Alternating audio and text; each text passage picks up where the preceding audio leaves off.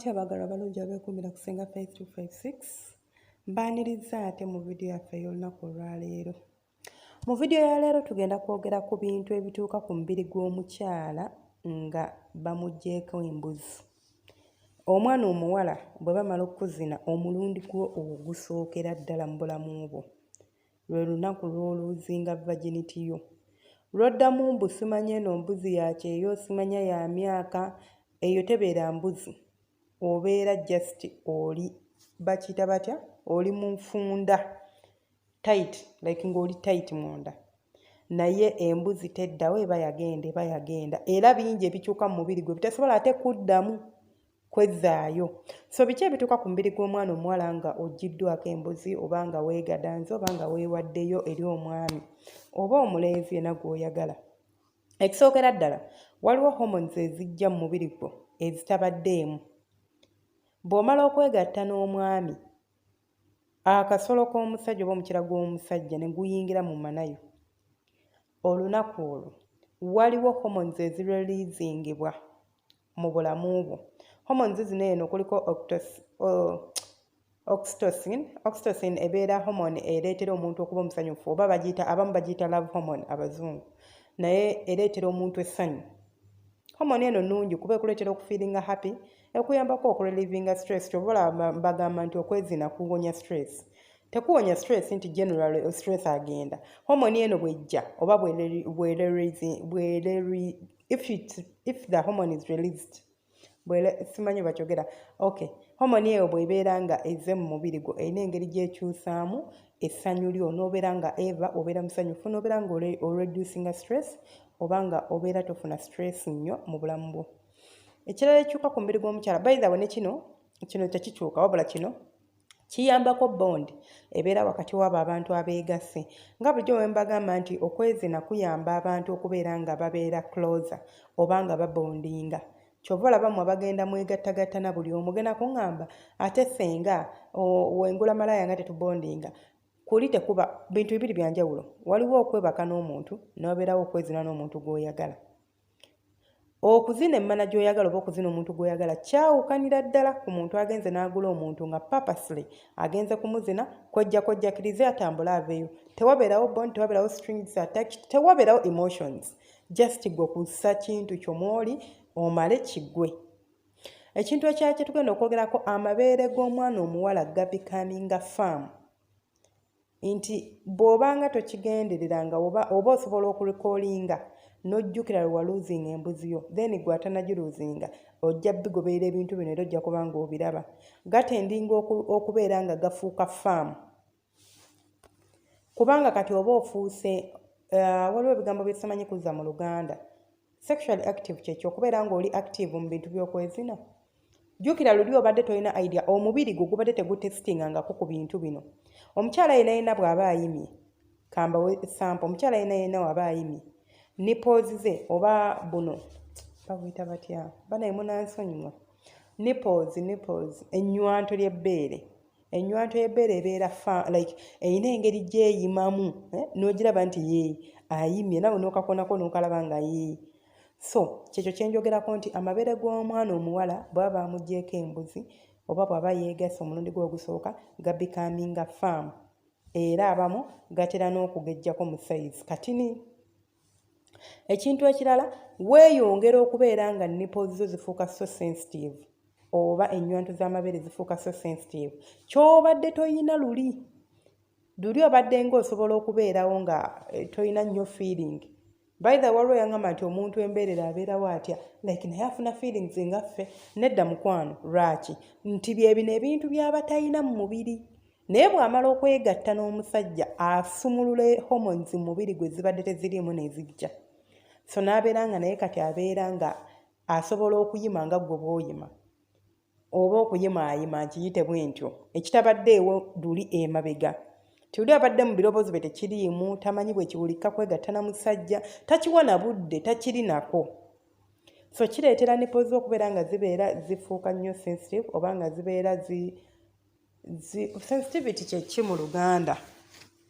akitegedde mu Luganda osobola okimpandikira mu comment section. Sensitivity kiki mu Luganda? Temwerabira subscribinga by the way gwatana subscribinga. Audio eno ba video eno woba ogiwulidde eba evudde ku Senga Faith 256.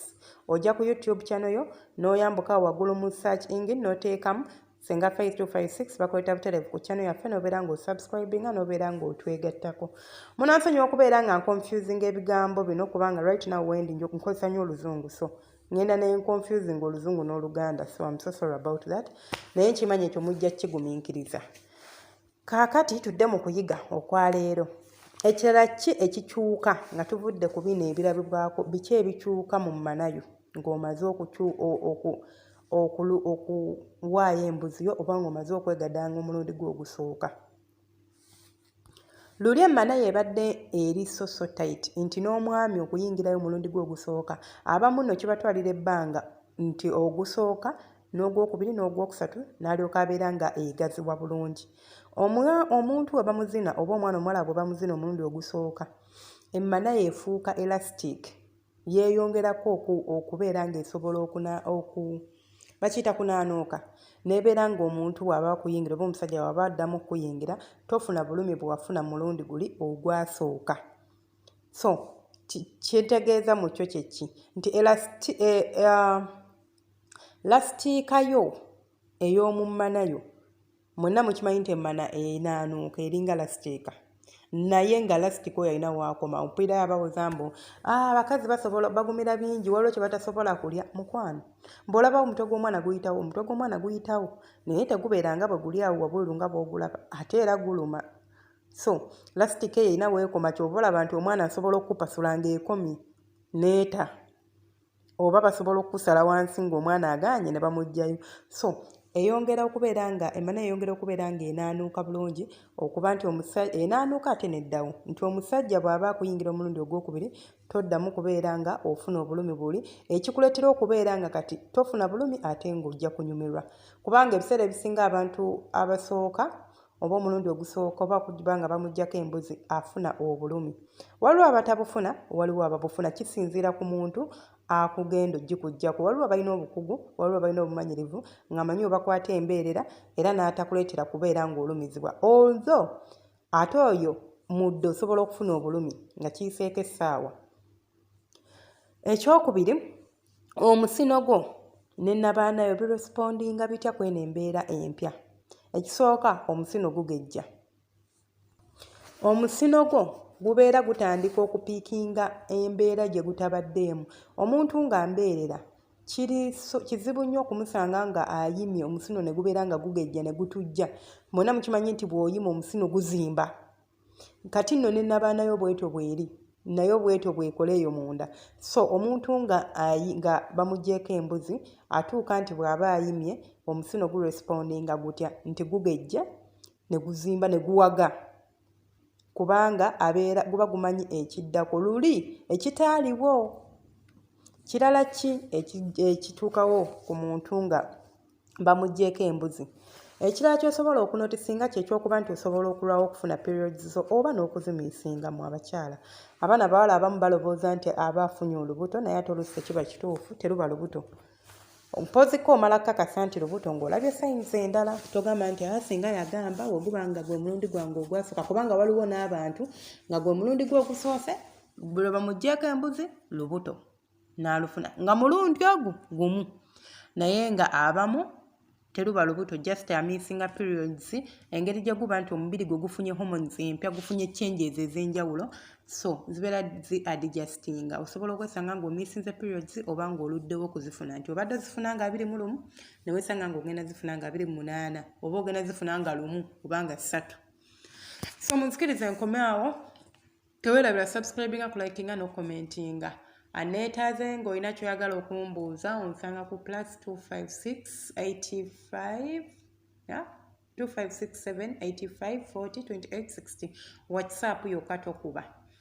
Obeera ojja ne twogera. Abanoonya namwe munsango okwo tulinawo wano eno akanyumiro ke tuyita Love Corner n'embeera nga nsobola okubakwasaganya. Tulina channel yaffe endala bagiyita Miss Independent Tube. Osobola okukyalayo n'obeera ng'osubscribinga. Tuteekayo waaka abeera mu Luzungu ebirala bibeera mu Luganda, tusharinga obulamu bwaffe bwe tuba tuyiseemu. So osobola okuyitayo n'olaba bwe biba bikunyumidde n'osubscribinga, naye biba tebikunyumidde nnyo era subscribinga. Tuwe akasaabu ako. Omukama abankuumire, mbaagala nnyo bantu bange.